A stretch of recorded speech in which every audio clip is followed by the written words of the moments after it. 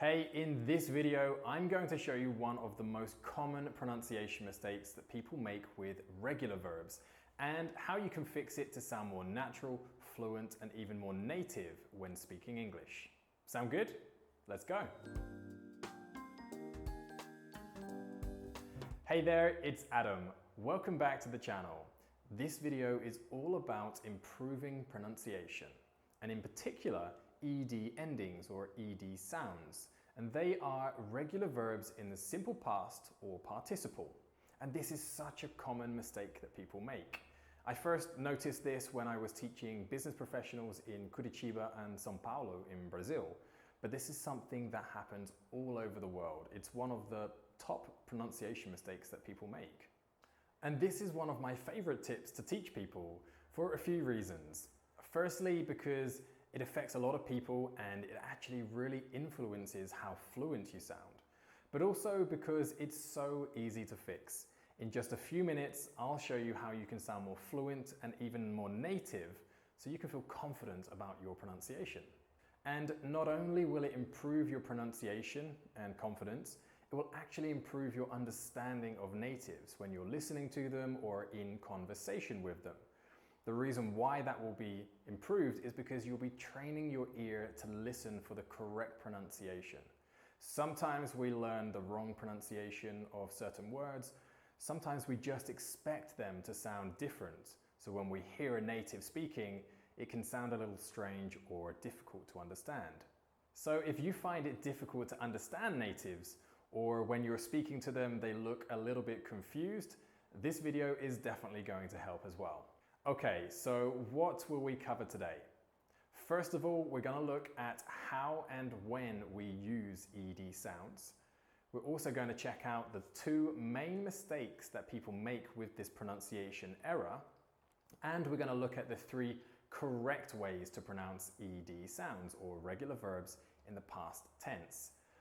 Now, to give you an idea of how common this mistake is, of all the regular verbs we have in the English language, there are only two occasions, just two, where we even pronounce that full ED sound, which is something that most people say on every regular verb. So you can imagine just how often this mistake happens. So if you say things like worked, parked, watched, keep watching because you're going to find out exactly how we should be pronouncing these regular verbs. Okay, so when and how do we use ED endings or ED sounds? We use them with regular verbs in the simple past and past participle. So whenever we're describing something that happened in the past, or perhaps we're using a perfect tense or even a conditional sentence, sometimes even questions. So you can see we use them all the time in the English language, which is one of the reasons why they're so important. For example, take this present perfect sentence. She has wanted to learn English for a long time. Has wanted. And thankfully, the formula to create these regular verbs in the past simple or past participle is very easy. In fact, it's exactly the same for both. We simply take the base infinitive and add an ED. So, for example, want becomes wanted. Connect becomes connected. Share becomes shared. And try becomes tried. Remember that for verbs that end in Y, to put them into the past tense, we simply remove the Y and add IED. Try becomes tried. So let's go through the two main mistakes that people make with this pronunciation. And then we'll go through the three correct ways to pronounce ED sounds. But before we do that, have you subscribed to this channel yet? If not, make sure you like this video and subscribe to the channel for more native English and business English tips, insights, and lessons. So the first mistake that people make with this pronunciation or sound is with the two types of regular verbs or two occasions where we can pronounce that full ED sound, most people still pronounce it incorrectly. But don't worry, in a moment we're going to go through exactly how that should sound and how to pronounce it. And the second mistake that people make with this pronunciation or sound is to think that we can pronounce that full ED sound on every single regular verb. So I'll hear students say things like organized, worked, stopped, changed, or interviewed. However, as you may already know, English pronunciation is not so logical or straightforward. We rarely pronounce things the way that they're spelt. In fact, from all of the regular verbs that I just mentioned, we shouldn't actually pronounce the ED sound in any of them. And there are thousands of examples of this difference between spelling and pronunciation in English.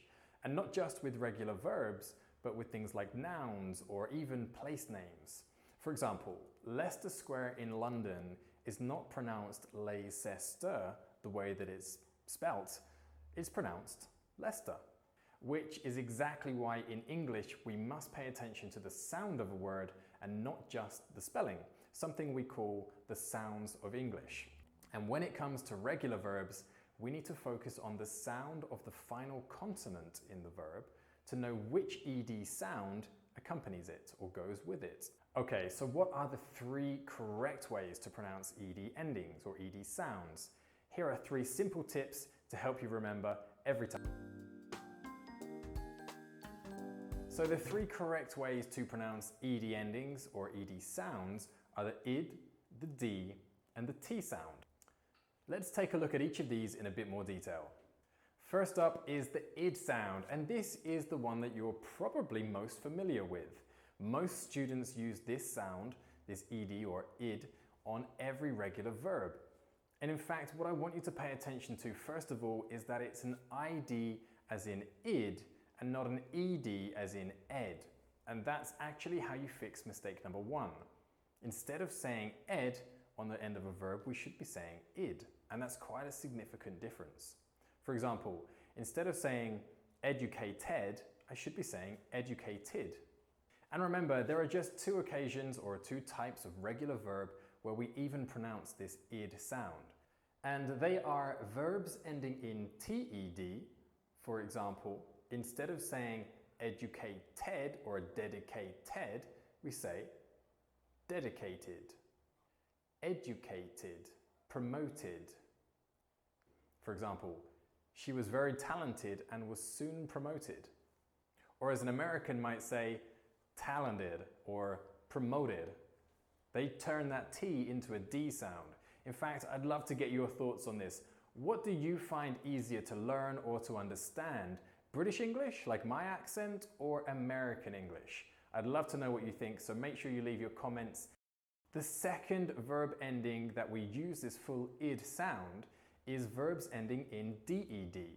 For example, instead of saying decided, we'll say decided, provided, guided, and awarded. It's a real did pronunciation. For example, she decided to accept the promotion and was awarded Employee of the Month. Okay, so remember, it's a 2-syllable sound and it's an id sound, not an ed sound. Does that make sense? Great. Now, the second sound, the second ed sound that we use with regular verbs is the d sound. And this is where the e is actually silent and we just pronounce the d. In fact, we connect that d sound to the final consonant of the verb. And we use this d sound with voiced consonants.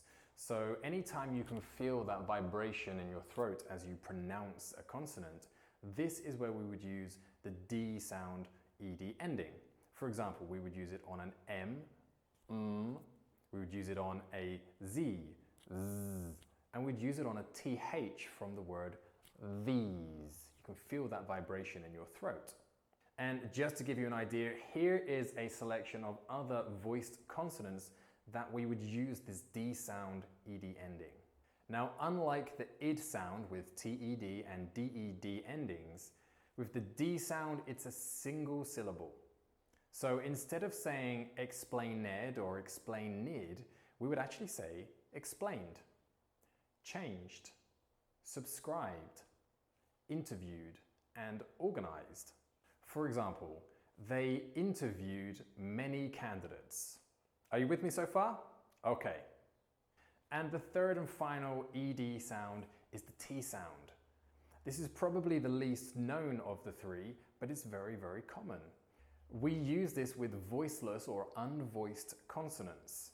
So this is where you cannot feel that vibration in your throat as you say the consonant. For example, a K or a P or an S, a K, P, S. There's no vibration there. So this is where we would use that T sound. So here are a selection of other voiceless or unvoiced consonants that we use this T sound with. So instead of saying something like passed or passed, we should be saying passed, dropped, liked, laughed. For example, he passed the test with flying colours. This expression, flying colours, it means to do something really well, and we typically use that with exams or tests of some kind. So he passed the test with flying colours. Now, the D and the T sound ed endings can be a little bit more difficult to pronounce, and for a couple of reasons. Firstly, they're a single syllable sound as opposed to the id sound, which is a two-syllable sound, but also because with the D and the T, we often have consonant clusters, which is where there are 2 or 3 consonant sounds joined together. For example, the word watch with the TCH consonant cluster. Watch becomes watched, cht, watched. Or ask has the consonant cluster SK, so ask would become asked, skt, asked. But don't panic and don't break out into a cold sweat. These just take a little bit more practice and need a little bit more attention to really get that pronunciation correct. So that's it, 3 easy ways to pronounce the ed sound of regular verbs in the past tense or past participle. Let's quickly review what we've learned today. So we've gone through when and how to use ed sounds or ed endings. We've looked at the 2 main mistakes that people make with this pronunciation error. And we've also reviewed the 3 correct ways to pronounce ed sounds. Plus, we've also learned that we should focus on the sounds of English words and not just the spelling. And we've taken a look at some classic business examples of the use of ed sounds with regular verbs. Now, I really want to hear from you. What do you find most difficult about English pronunciation? Is there anything in particular that really challenges you? And which of the tips today did you find most useful? Let me know in the comments below, and feel free to visit my blog at trustnative.com, where you'll find even more business English tips and articles. Plus, feel free to connect with me on Instagram, Facebook, LinkedIn, and Twitter, where I'll be sharing regular updates and posts. And if you want to learn even more English today, then feel free to check out some of the other videos we've prepared on the channel. Thanks for watching. I'll see you in the next video.